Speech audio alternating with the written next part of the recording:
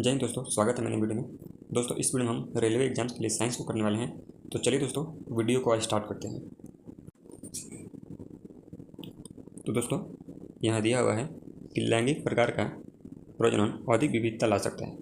लैंगिक प्रकार का जो प्रजनन होता है दोस्तों, ये प्रजनन लिखा हुआ है, प्रजनन अधिक विविधता ला सकता है। आगे दिया है एक लेंस के प्रकाशित केंद्र से होकर गुजरने वाली प्रकाश की किरण बिना किसी विचलन के निकल जाती है। दोस्तों एक लेंस के प्रकाशित केंद्र से होकर गुजरने वाली जो प्रकाश की किरण होती है वो बिना किसी विचलन के निकल जाती है। आगे दिया है फास्फोरस की परमाणुकता 4 होती है। दोस्तों फास्फोरस के एक अणु में 4 फास्फोरस के परमाणु मौजूद रहते हैं। आगे दिया है मेथेनॉल सबसे सरल अल्कोहल होता है। दोस्तों अल्कोहल का जो क्रियाशील मूलक होता है वो OH होता है, इसको ध्यान में रखिएगा। आगे दिया है ईस्ट मुकुलन द्वारा जनन करता है। ईस्ट दोस्तों मुकुलन द्वारा जनन करता है और इसके साथ ही जो हाइड्रा होता है, हाइड्रा वो भी मुकुलन द्वारा ही जनन करता है, इसको भी ध्यान रखिएगा। ईस्ट और हाइड्रा ये दोनों मुकुलन के द्वारा जनन करते हैं, अर्थात इन दोनों के शरीर के ऊपर एक उभार आता है, अर्थात इनके ऊपर एक उभार या मुकुल आता है जिसको इंग्लिश में बर्ड बोला जाता है। और यही जो उभार है ये धीरे धीरे बड़ा होकर इससे अलग हो जाता है और एक नए जीव के रूप में उभर जाता है। तो इसी में दोस्तों इसी को मुकुलन कहते हैं, इसी प्रक्रिया को मुकुलन कहा जाता है जो कि ईस्ट और हाइड्रा में होता है।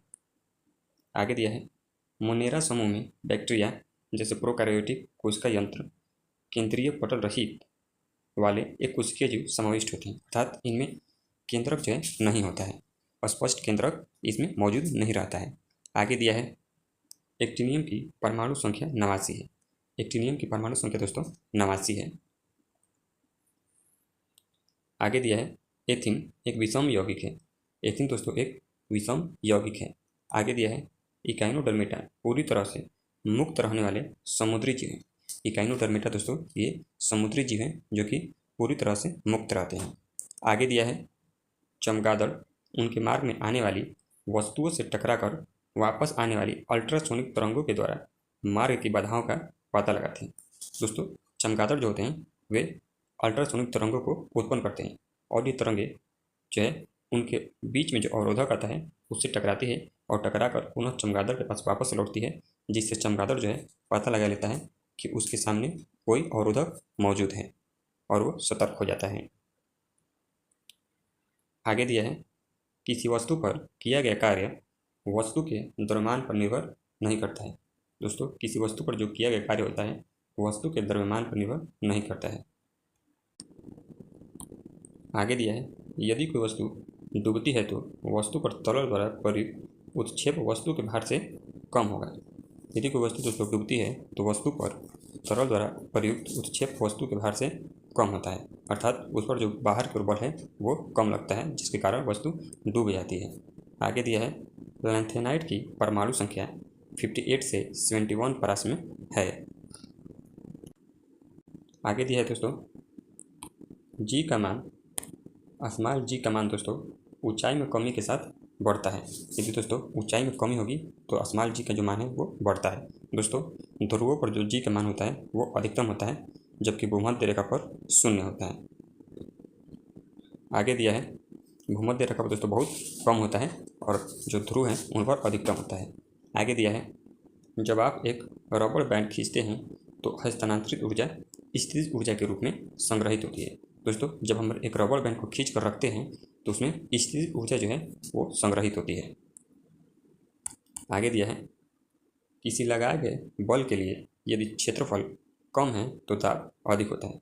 दोस्तों दाब बराबर बल बटे में क्षेत्रफल होता है, इसको ध्यान रखिएगा। दोस्तों दाब बराबर बल बटे में लंबवत लगने वाला बल बटे में क्षेत्रफल होता है, तो इसको ध्यान रखिएगा। यदि क्षेत्रफल कम है तो दाब जो है अधिक लगेगा। दोस्तों आगे दिया है गंधक परमाणु बहुपरमाणुक होता है। दोस्तों गंधक सल्फर को कहा जाता है, ये बहुपरमाणुक होता है यानी कि S8 होता है। इसके एक अणु में 8 सल्फर मौजूद रहते हैं।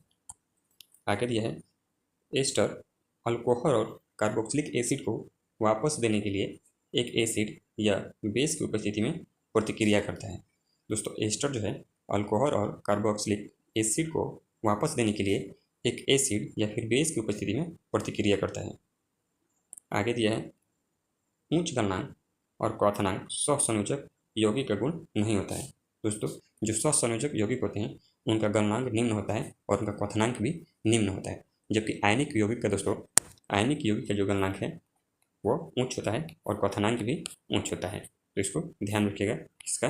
तो आयनिक यौगिक का, जो धातु अधातुओं के रासायनिक संयोग के फलस्वरूप बने रहते हैं, ऐसे यौगिक आयनिक यौगिक कहलाते हैं और इनका गलनांक और क्वथनांक दोनों ही उच्च होता है।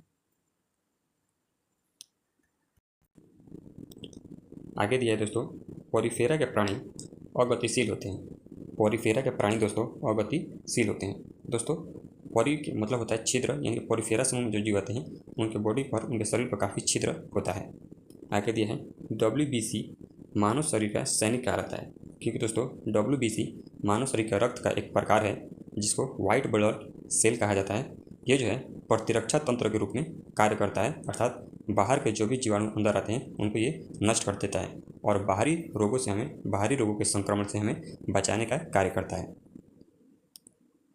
आगे दिया है एक वस्तु की स्थितिज ऊर्जा में इसकी ऊंचाई के साथ वृद्धि होती है।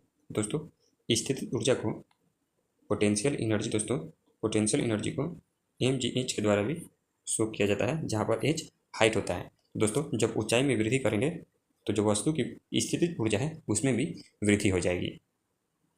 आगे दिया है अवतल दर्पण को अभिसारी दर्पण भी कहा जाता है, क्योंकि दोस्तों जो अवतल दर्पण होता है उसमें जो है परावर्तन के बाद इसमें मुख्य अक्ष के समानांतर चल आने वाली किरणें दर्पण से परावर्तन के बाद फोकस से होकर गुजर जाती है, अर्थात फोकस पर ही आकर अभिसारित हो जाती है, इसीलिए इसको अभिसारी दर्पण कहा जाता है। जबकि उत्तल दर्पण को अपसारी दर्पण कहा जाता है, इसको भी ध्यान में रखिएगा। आगे दिया है कैल्शियम ऑक्साइड भखरत चूना बनाने के लिए पानी के साथ अधिक प्रतिक्रिया करता है। कैल्शियम ऑक्साइड भखरत चूना बनाने के लिए पानी के साथ अधिक प्रतिक्रिया करता है। आगे दिया है पानी में घुलने पर CH3COOH एसिड कम हाइड्रोजन आयन देता है। दोस्तों, पानी में घुलने पर जो CH3COOH यानी कि एसिटिक एसिड जो है ये कम मात्रा में हाइड्रोजन आयन देता है, अर्थात दोस्तों ये प्रबल नहीं बल्कि दुर्बल होता है। आगे दिया है बेंजीन एक असंतुलित हाइड्रोकार्बन है, क्योंकि दोस्तों बेंजीन में अल्टरनेटिव रूप से डबल बॉन्ड जो है लगे रहते हैं। आप देख सकते हैं दोस्तों, यहाँ पर ये बेंजीन है जिसमें 6 कार्बन मौजूद रहते हैं। यहाँ पर सिंगल बॉन्ड, यहाँ डबल बॉन्ड, यहाँ सिंगल बॉन्ड, यहाँ डबल बॉन्ड, यहाँ सिंगल बॉन्ड, यहाँ फिर डबल बॉन्ड लगा रहता है और इनके बाहर ऐसे हाइड्रोजन जो है जुड़ा रहता है। इनके चारों तरफ कार्बन से हाइड्रोजन जो है जुड़े रहते हैं। आगे दिया है एक समतल दर्पण द्वारा बनाई गई छवि हमेशा आभासी और सीधी होती है। आभासी यानी काल्पनिक और सीधी होती है दोस्तों, और साथ ही जो वस्तु है उसके समान आकार की प्रतिबिंब बनती है। आगे दिया है कार्बन के फुलेरिन अपरूप की संरचना भूगर्भीय गोलोक के समान होती है। कार्बन के दोस्तों फुलेरिन अपरूप की संरचना भूगर्भीय गोलोक के समान होती है। आगे दिया है एक फूल के परागकोश से वर्तिकाग्र तक परागकणों का स्थानांतरण को परागण कहा जाता है। दोस्तों, एक फूल के परागकोश से परागकण का निकलकर उस फूल के वर्तिकाग्र तक जाना, इस प्रक्रिया को परागण कहा जाता है। आगे दिया है जाइलम उत्तक पादपों में पानी और खनिज के परिवहन का कार्य करता है। जाइलम उत्तक दोस्तों पादपों में पानी और खनिज के परिवहन का कार्य करता है। आगे दिया है जूल का नियम विद्युत धारा के ऊष्मीय प्रभाव से संबंधित है। जूल का नियम दोस्तों विद्युत धारा के ऊष्मीय प्रभाव से संबंधित है, क्योंकि दोस्तों ऊष्मा भी एक प्रकार की ऊर्जा है। आगे दिया है आयोडीन समूह 17 का सबसे कम अभिक्रियाशील मूल तत्व है। आयोडीन दोस्तों समूह 17 का सबसे कम अक्रियाशील मूल तत्व है। आगे दिया है जीवात्म काल निर्धारण का एक तरीका जीवाश्म सामग्री में एक ही तत्व के विभिन्न समस्थानिकों के अनुपात का पता लगाता है। जीवाश्म काल निर्धारण का एक तरीका दोस्तों जीवाश्म सामग्री में एक ही तत्व के विभिन्न समस्थानिकों के अनुपात का पता लगाना है। आगे दिया है स्थितिज ऊर्जा किसी वस्तु की ऊंचाई के साथ बदलती है, क्योंकि दोस्तों स्थितिज ऊर्जा P बराबर mgh होता है, अर्थात यदि इंच में यानी ऊंचाई में परिवर्तन किया जाए तो स्थितिज ऊर्जा में भी परिवर्तन स्वाभाविक है। आगे दिया है दूरदृष्टि दोष से पीड़ित व्यक्ति के नेत्र में किसी वस्तु का प्रतिबिंब रेटिना के पीछे बनता है दोस्तों। अगर ये रेटिना है तो प्रतिबिंब जो है ये रेटिना के यहाँ पर पीछे बनता है। आगे दिया है आवर्त सारणी का आविष्कार दिमित्री मेंडलीफ ने किया था। दोस्तों मेंडलीफ ने प्राचीन आवर्त सारणी को दिया था और मोसले ने आधुनिक आवर्त सारणी को दिया था, तो इसको भी आप ध्यान में रखिएगा। आगे दिया है दोस्तों आधुनिक आवर्त सारणी के अनुसार आवर्त सारणी में तत्वों को उनकी परमाणु संख्या के बढ़ते क्रम के अनुसार व्यवस्थित किया गया है। तो दोस्तों आधुनिक आवर्त सारणी जो थी वो मोसले के द्वारा दी गई थी और इसमें परमाणु जो है वो परमाणु संख्या के बढ़ते क्रम में व्यवस्थित किए गए हैं, अर्थात परमाणु जो है परमाणु संख्या के आवर्ती फलन है।